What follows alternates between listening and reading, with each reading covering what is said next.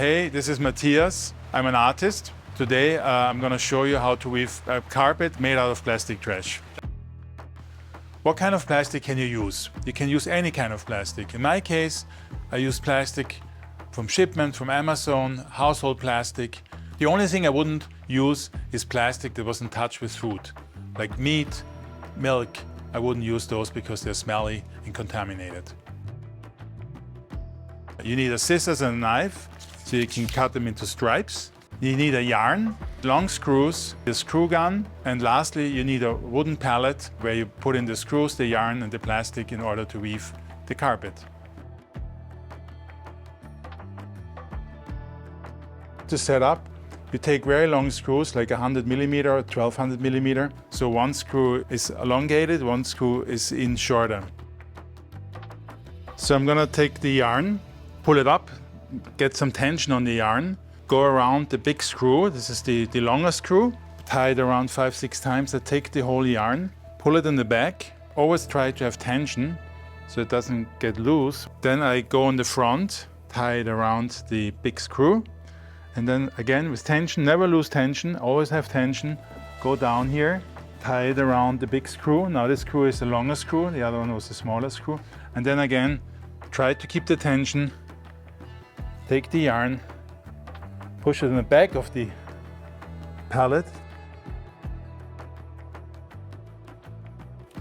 Then you push that in the front again. Now we're already in the last big screw. Here again, tie it around. Make it so it's kind of straight in the end here.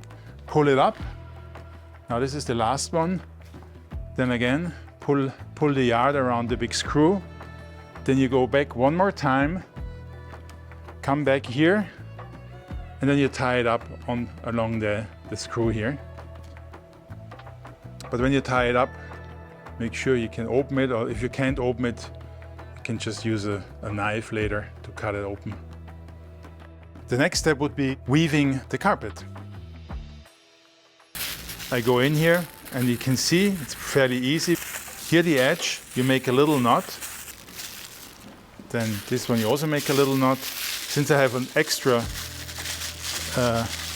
amount of plastic, I go right back in here, inside, outside, inside, outside, inside, outside. Push that through all the way to the end. Pushing up is important to get a nice tight woven plastic carpet. So that's the first 2 rows. As you can see, here's some bubble wrap, and you need to cut it. So these are already cut to size. You can use a scissor or you can use a Stanley. You cut, you slice them. And then it's easier to have longer plastic pieces, so you can just tie them together. Longer pieces are easier to handle. It also makes it easier for you to navigate through this wire system here. Then you push them up, tie it up here on the one edge, come back here, push it up, and then go in for the next.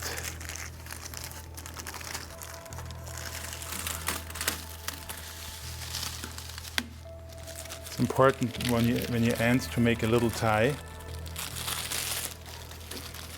Just so simply when you remove all the frames here, that they just don't fall out, really.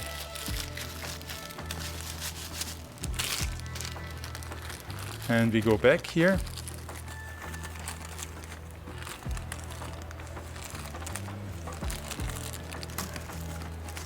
So you can see I'm running out of plastic here.